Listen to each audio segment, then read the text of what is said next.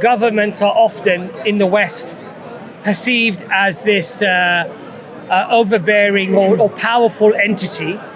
I think in reality they're a toothless, clawless, castrated tiger. Yeah, actually I agree with Okay? You have right-wing money going in supporting the Henry Jackson Society, who then become the think tank that advise the government upon its policies when it comes to, for example, Muslims. Prior to Clinton, even during the Bush era, if you ask average Americans, they often will make survey, what is the most important thing for you? Yeah, the majority of American people would answer God, and then they would say country, economy. Yeah. After Clinton, what is the most important thing for you? Economy. Even Tommy supporters, we said, you're welcome to come on. We're even prepared to hear your grievances. Okay. What is it that you have a problem There with? you go. With There you Islam, go. with There you Muslims. go.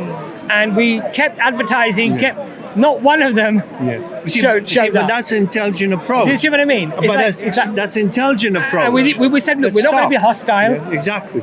But and in fact, I think that Brother Dowie was very balanced. And he was, because he's from Luton, and he actually knows Tommy. He knows a lot of the people there, and he said, look, these are some of the grievances they have, and we spoke about those things. And look, I have no problem in an Englishman, for example, saying to me that, look, my area has changed a lot very rapidly, and I don't feel comfortable as I used to feel. You know what? He's fully entitled to feel that way. I don't think it's an illegitimate way to feel. Yes. I don't think it's wrong for him to feel that way. Yeah. All I'm saying is that how can we work, because I think there's two extremes here. One is you open the door and have free immigration. I don't think that's a possibility, and I don't think it's actually a practicality. That's sustainable. Right. The other one is to say, I want England to be, or Europe to be, white, and I don't want anybody else to come in here, right? I think that's an impossibility as well. The reason why I say it was never the case. I said why it's an impossibility is because we can't dictate that to the white person in Europe not to travel and not to live in any brown country, and millions, tens of millions of them do. 4 million Brits live abroad. So what's good for the goose is good for the gander, right? But I totally agree that we should have these discussions about immigration. We should allow people to say, I'm uncomfortable about this. We should allow those discussions. If you start calling people racist because they feel certain things, then you're going to just push them further to the right, underground, and that's not helpful. So here's my question, actually, because we exchange our observations about things and some experiences. Do you think it's the British government that turns people against themselves? Because partly, because I don't believe that this comes. Because from one point of view, let's speak bluntly. If, for example, if there's some town changes, like Molenbeek in Belgium, it's 90% right now Muslim, which was the case before, and let's say, and of course the Europeans left, and it became majority Muslim, Now, the question I have is the government the one that creates a situation which then, let's say in the case of Britain, instead of British people attacking government, they're actually attacking good and peaceful people. Because the same, let's say, Brits right now would be, let's say, if right now the United States would say every British person gets a green card. I guarantee you, in the next 2 years, there'll be 5 million living there. For me personally, I think governments are often in the West perceived as this overbearing or powerful entity. I think in reality they're a toothless, clawless, castrated tiger. Actually I agree with that. But they become frantic if something goes... I believe that the real people who control thought are the billionaires. Or trillionaires, right? for that matter. Or trillionaires, right? Right now. And the way that they do it is they get organizations like the one that Douglas Murray either used to work for or still works for. It was called the Henry Jackson Society. Henry Jackson Society. You have right-wing money going in supporting the Henry Jackson Society, who then become the think tank that advise the government upon its policies when it comes to, for example, Muslims. But would that be the case? What you're saying is the case? Are you saying that the case is that those people behind the scenes, they want Absolutely. the groups to hate each other and fight each other? 100%. 100%. Elaborate why. I'll tell you why. I'd like to know why. I'll tell you Go why. ahead. Because they have certain ideologies, and the right-wing ideology is inherently abrasive towards Islam, Muslims, Arabs, Asians. You think so? I think by its very definition of what they say themselves and what they do. The Arab, the Muslim, the Asian, these are seen as inferior by them. You think so? And yeah, absolutely. Well, look, there's a very beautiful saying in England: actions speak louder than words. Okay. Well, but history speaks louder than but their actions and their words, I think, are very clear. So, for example, Breitbart and the fat short man who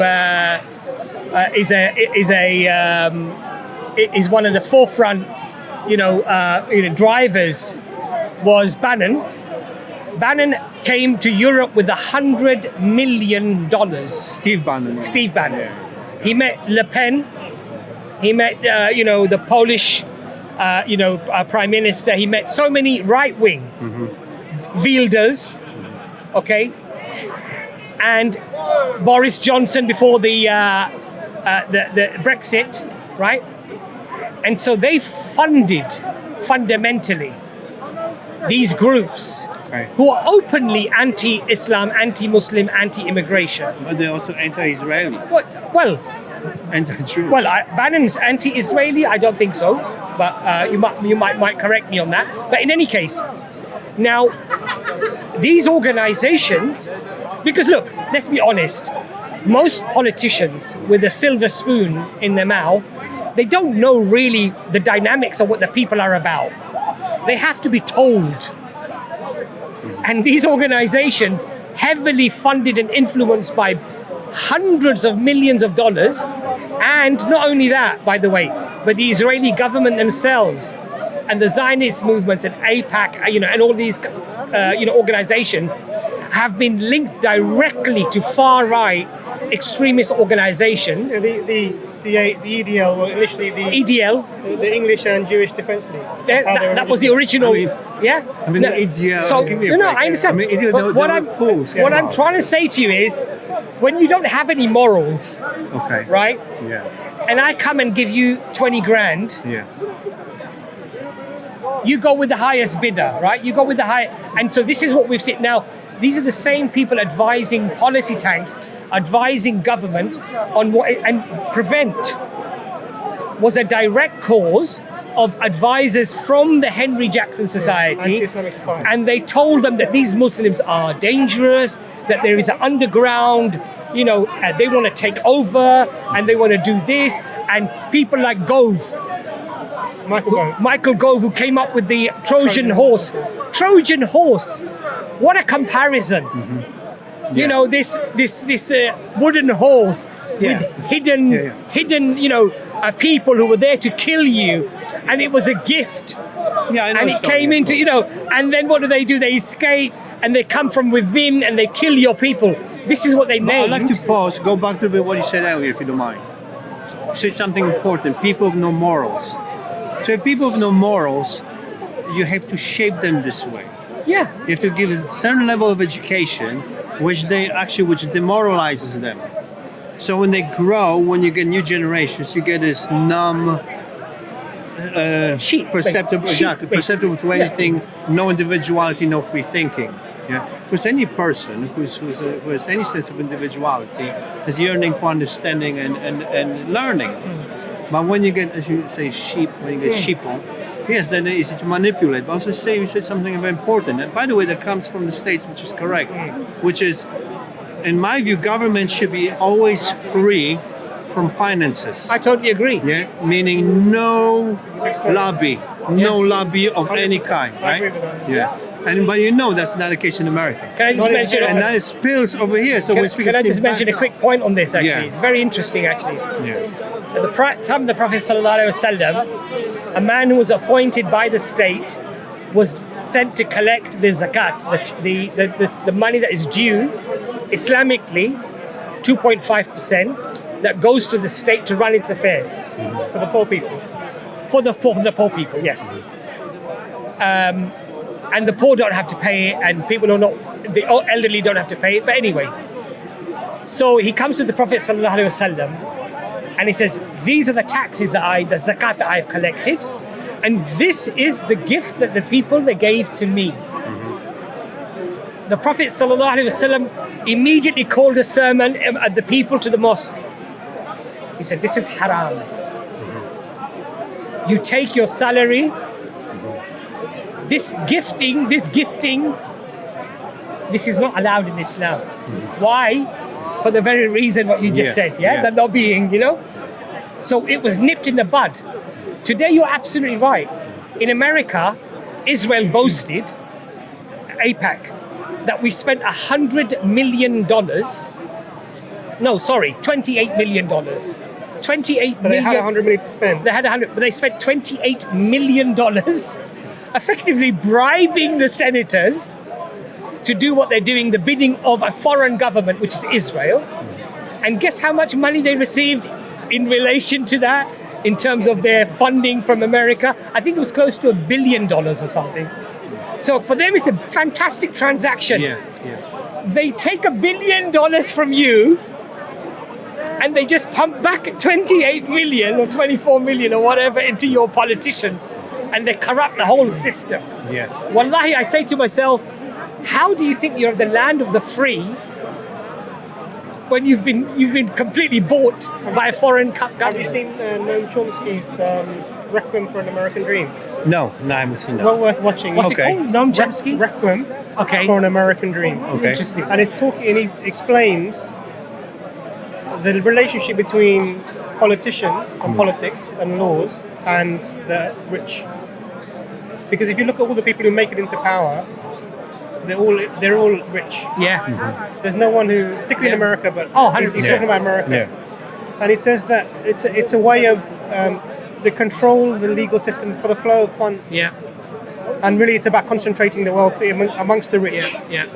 Because, for example, we're supposed to be a capitalist country, but when it comes to bailing out banks and bailing out, we become social. become Socialist. Suddenly, Absolutely. But actually, if your business is going down, we can't be socialist for you. 100%. But the debt of that, the price is never paid by the failed banks. No. It's paid by the people. Yeah. So we socialize and protect a certain group of people. But we're a capitalist when it comes to protecting certain groups of people. It's incredible, isn't it? There was a switch in the States back in the 90s during the Clinton administration. Prior to Clinton, even during the Bush era, if you ask average Americans, they often will make a survey, what is the most important thing for you? The majority of American people would answer God. And then I would say country, economy. After Clinton, what is the most important thing for you? Economy. Suddenly money became the most important. Now if you ask the British people, what's the most important thing is? What it will be? NHS. Why? Is anybody sick? Why thinking like this? Why not remain healthy? Why not?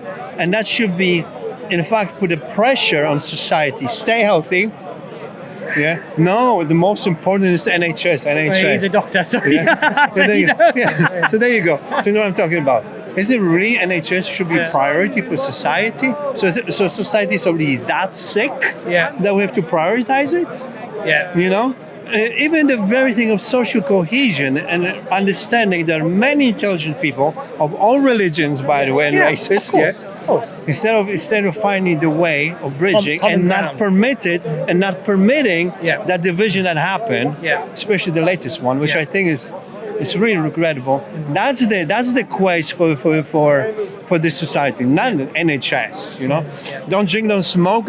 Yeah. Don't screw around, stay healthy. Walk and a you'll bit be more fine. and eat less food, you know what I mean? One of the things, bad food anyway. I think maybe part of your point was that this. So one of the biggest things that society that is going wrong with societies everywhere, not just in the West, but it's concentrated in the West because it emanates from here. Is we're losing our connection with the divine, the Creator. That's right. and we're becoming That's right. secularized. We're That's becoming materialistic. That's the method to, as we spoke earlier, to have a moral mass who's gonna click and say yes. Consumers. I hate them. I hate. But you see, this is where, and this is another thing why I think there's so much anti-Islamic sentiment. Because fundamentally in Islam, there's nothing wrong with capital, earning capital, becoming wealthy.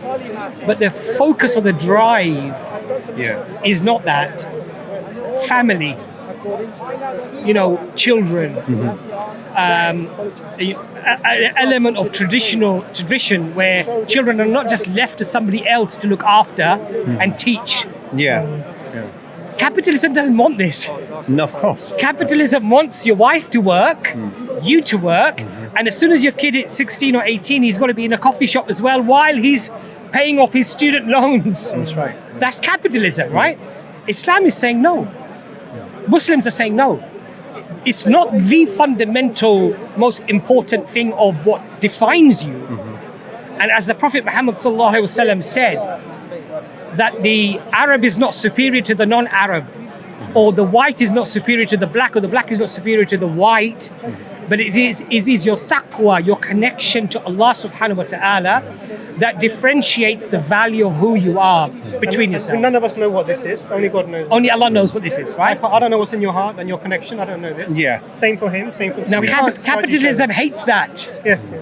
So it plows in money to ensure that the Middle East now, if you look at most of our brothers in the Middle East, they have fantastic culture, tradition, food. I love But the you'd be food. lucky to find traditional food because you'll find, Wendy's and KFC, Burger King and KFC and Pizza Huts and all these other things, right? But they have a rich culture, rich tradition, Of course, rich food. And what they made them do is they see the Coca-Cola advert of the young half-naked people enjoying themselves and it's all fun and games. And so that caricature of what it is to be a Westerner is imprinted in the minds of the people, that this is what you want. This is what you should crave. Give up what you have. And unfortunately, many people have fallen for that trap, not just in the Middle East, but in Asia, in Africa, here, everywhere, basically. Yeah. But this is capitalism. You see? Yeah. So I think we agree. Anyway, I hope we sorted things out. It was Yes. it was Pleasure. actually really lovely to speak to you. Likewise. By the way, Now it's my just turn. out Thank you. of interest though, Yeah, are you religious at all? yourself? I am religious. And yes, what of course. religion are you? I'm a Christian. Okay, fantastic. And when I challenge the Muslim over here, fellow brothers, Now is your It's- chance to challenge. it's always to have a good So job. next time, okay, maybe we It's can have nothing- we can have a nice discussion. Yes, about but it's theology. going to be fiery. It's fine. No. I think look, we've proven that we can have a nice discussion. Of course. And even we So had one you with can Colin. prove it with me One as with well. Colin Thank you. earlier. I believe that we should be respectful, agree Yeah. to disagree if we disagree. Yeah. But you know what? The Quran says something very beautiful to the Christians. Let us come on common terms. That we You have both to talk to me confident for in that. Allah. Coming to That we terms both with believe me. in the Creator. Yeah. We have a different concept. Yeah. But ultimately, at least I would say that you believe in God, and you strive to perhaps be a decent person. No, but this is faith. I'm striving, This is you're right faith. about We're all that. striving, right? Yours is faith. So this is something that unites different. us. Yeah. Yes. I just want to, if Yeah. you don't mind, Yeah. on behalf of this fine gentleman, Thank you. he Hello, he sir. needs. We've already shaken No, so many listen, hands. Again, this is an Be, introduction. be, Hello, sir. sometimes we have to be patient Yeah. with others. You know, the I'm problem just with saying, me, 'cause it's a- me is You're impatient. I try to be as patient as possible. There you go, that's but what- there are some people in this world Okay. that Allah has created as a test for me. There you go. Even I can't be patient for. Exactly. So you're going against Allah. He's one of them. That's a good You're one. going That's a against good one. All the best. Yeah. So you're going against Pleasure. Allah's Yeah. predestined. Yes.